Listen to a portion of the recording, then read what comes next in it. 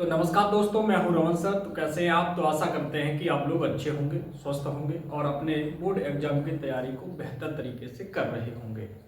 तो चलिएगा, आज हम अगली क्लास में प्रश्नावली 4E यानी क्लास 10th के गणित से प्रश्नावली 4E का पार्ट 2 देखने वाले हैं, जिसमें हम लोग ये सीखेंगे कि जब एक द्विघात समीकरण दिया हो तो उसके मूलों की प्रकृति क्या होती है और उसके मूलों के लक्षण ज्ञात करने हैं।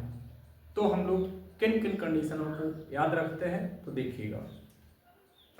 यदि द्विघात समीकरण ax² + bx + c = 0 के मूल अल्फा और बीटा हो, अर्थात एक द्विघात समीकरण के मूल अधिकतम कितने होते? दो होते, एक अल्फा ले लिया और एक बीटा ले लिया। तब मूलों के लक्षण ज्ञात कीजिए। देखिएगा कि जब हमको ये द्विघात समीकरण दिया जाता है तो इसके सबसे पहले हम निकालते विभक्त कर। तो विभक्त कर क्या होता है?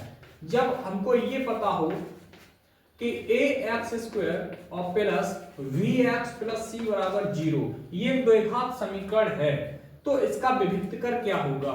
तो विभक्त कर होता है, यानी डिस्क्रिमिनेंट ये होता है v² - 4ac। क्या होता है? v² - 4ac। अगर हमको एक द्विघात समीकरण दिया जाए इस फॉर्म में, तो उसका जो विभक्त कर होगा वो क्या होगा? v² - 4ac। अब यहीं से हम क्या करते हैं? इन मूलों के लक्षणों का पता लगाते हैं। जब हमको ये पता हो कि इसका विभक्त कर कितना है, तो देखिएगा मूलों के लक्षण क्या होंगे। मूलों के लक्षण, तो मूलों के लक्षण क्या होंगे? पहली कंडीशन, यदि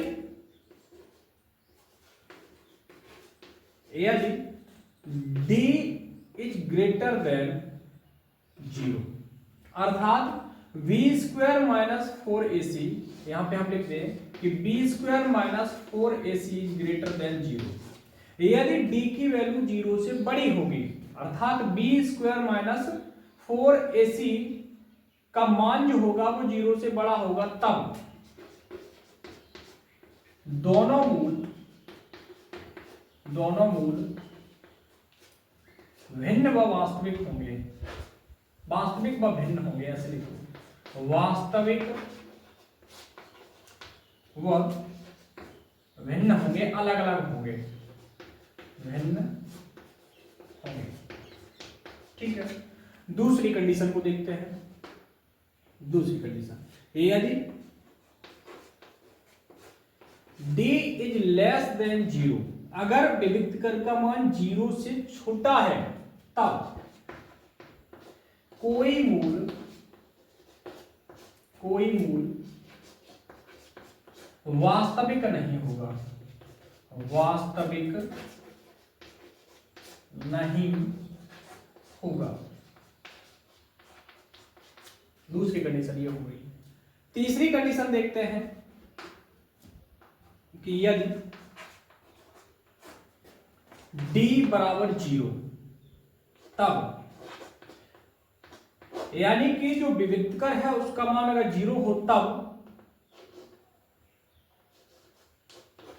दोनों मूल वास्तविक व समान होंगे। यानी दोनों वास्तविक भी होंगे और दोनों बराबर निकलेंगे, दोनों समान होंगे। मूलों के लक्षणों को जान लिया है, तो अब हम देखते हैं एक्सरसाइज को। तो एक्सरसाइज में क्वेश्चनों को हम कैसे सॉल्व करते हैं और किस प्रकार से हम दिए हुए द्विघात समीकरणों के मूलों के लक्षण ज्ञात करते हैं। चलते हैं, देखते हैं पहला क्वेश्चन क्या है। तो देखते हैं इस एक्सरसाइज का 6वां क्वेश्चन, अर्थात इस पार्ट 2 का पहला क्वेश्चन। तो दिया गया है कि निम्नलिखित द्विघात समीकरणों के लक्षण ज्ञात करो।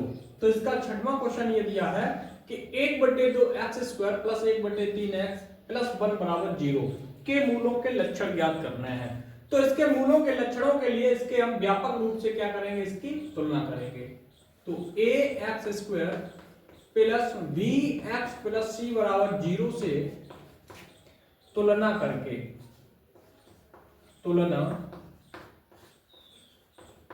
पर तुलना करेंगे तो a b c की वैल्यू निकाल लेते। a की वैल्यू 1/2 और b की वैल्यू मिल जाती है 1/3 और c की वैल्यू मिल जाती है 1। तो यहां पे निकालते विविक्त कर। क्या निकालते? विविक्त कर कितना हो जाएगा? b² minus 4ac। कितना हो जाएगा? b² माइनस 4ac, अर्थात ये निकाल रहे d।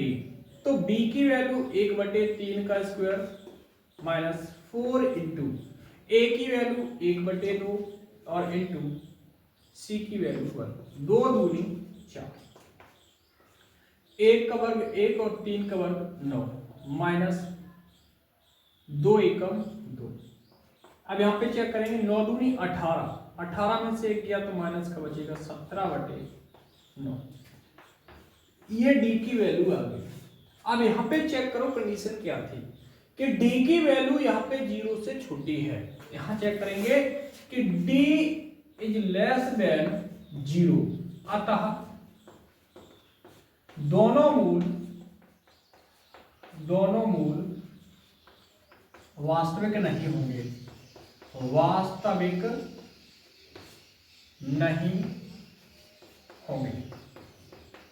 अर्थात ये कैसे होंगे? काल्पनिक होंगे। चलिएगा देखते हैं अगले सवाल को।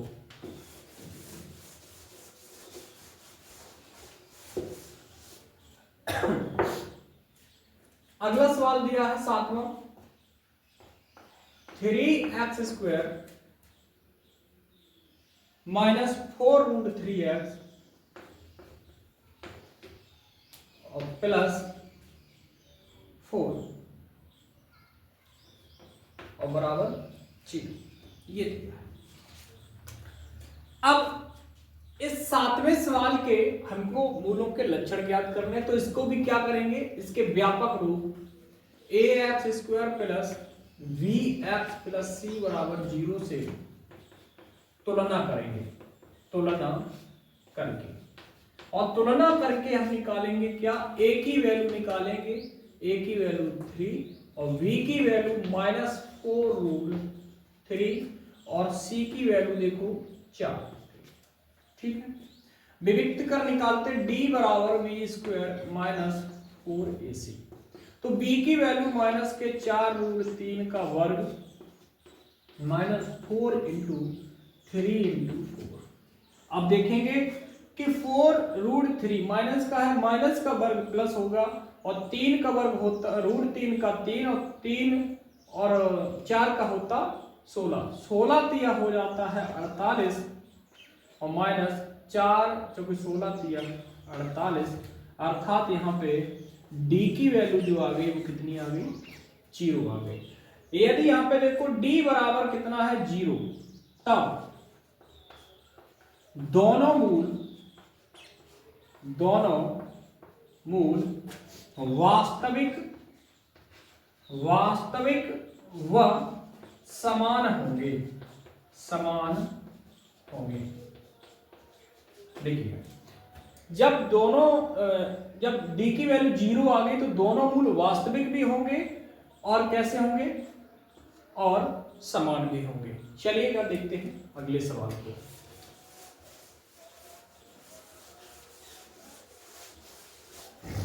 अगला सवाल दिया गया है 8वां सवाल दिया, 4x² प्लस के 12x प्लस के 9 बराबर 0। अब इसके मूलों के लक्षण बताने हैं, तो इसको भी क्या करेंगे? ax² plus bx plus c बराबर 0 से तुलना करके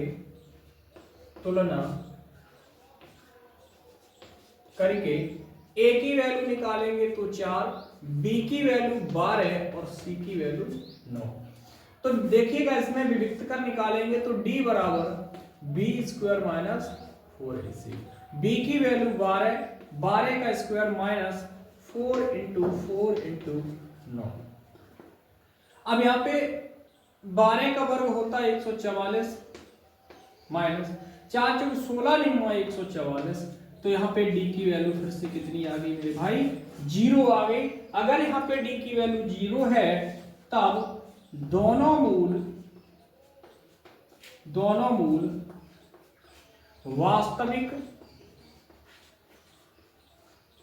व समान होंगे। ठीक है, ये 8वें क्वेश्चन के लक्षण हो गए। यानी कि जब 4x² + 12x + 9 बराबर 0 है तब इस समीकरण के मूल कैसे हो जाएंगे, इसके वास्तविक भी हो जाएंगे और समान भी होंगे। 9वां सवाल देखते हैं इसका। 9वां सवाल दिया है, तो देखते हैं 9वां सवाल दिया है कि 7x² - 3x + 2 बराबर 0। तो इसको क्या करेंगे, इसके व्यापक रूप ax² + vx + c बराबर 0 से तुलना करके और हम निकाल लेंगे abc की वैल्यू। तो a बराबर आ जाएगा 7, b बराबर आ जाएगा -3 और c बराबर आ जाएगा 2।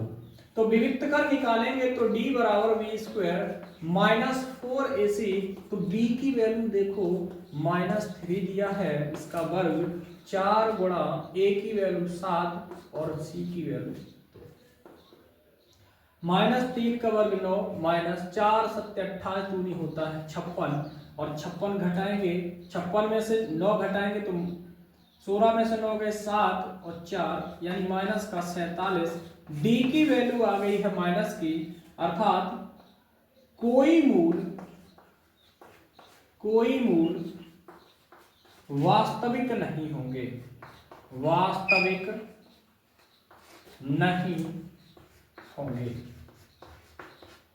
अर्थात काल्पनिक होंगे। चलिएगा देखते हैं 10वां। ठीक है,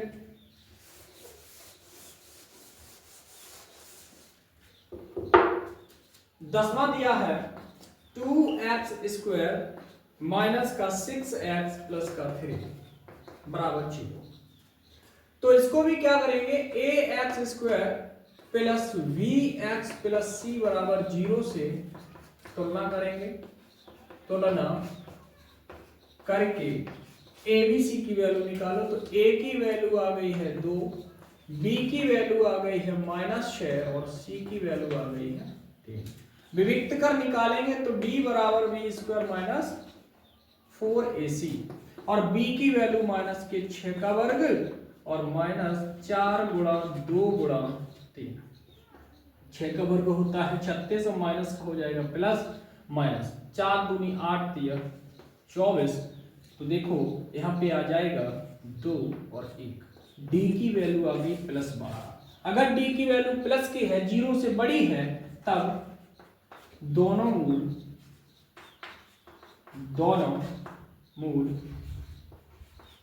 वास्तविक होंगे।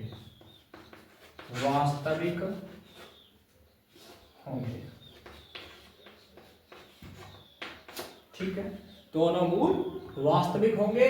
देखते हैं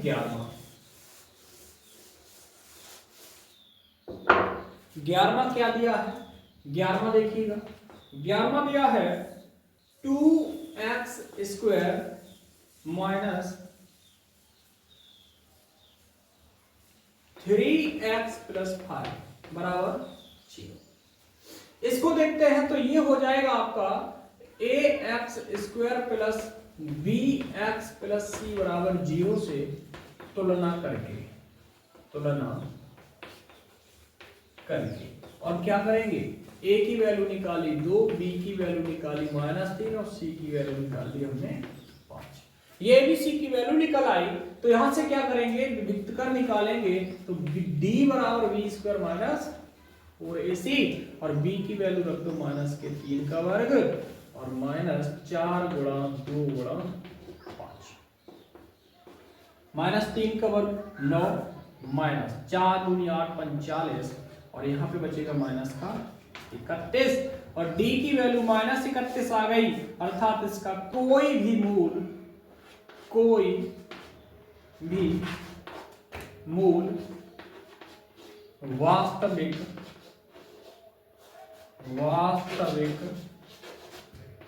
नहीं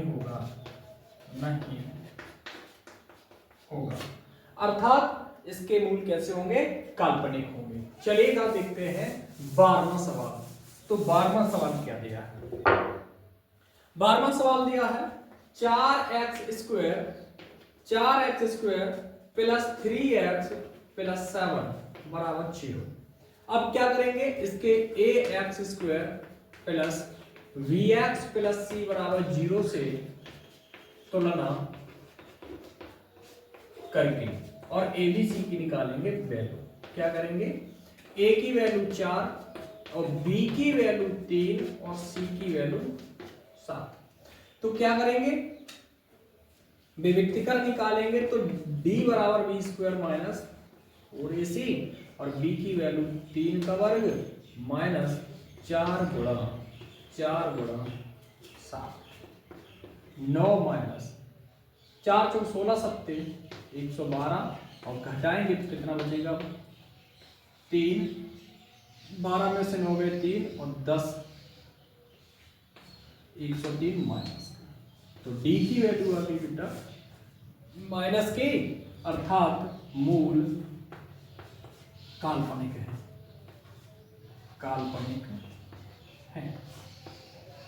कैसे हैं, काल्पनिक है, वास्तविक नहीं है। चलिएगा बढ़ते हैं अगले क्वेश्चन की तरफ। तो चेक करते हैं क्या दिया है। हमको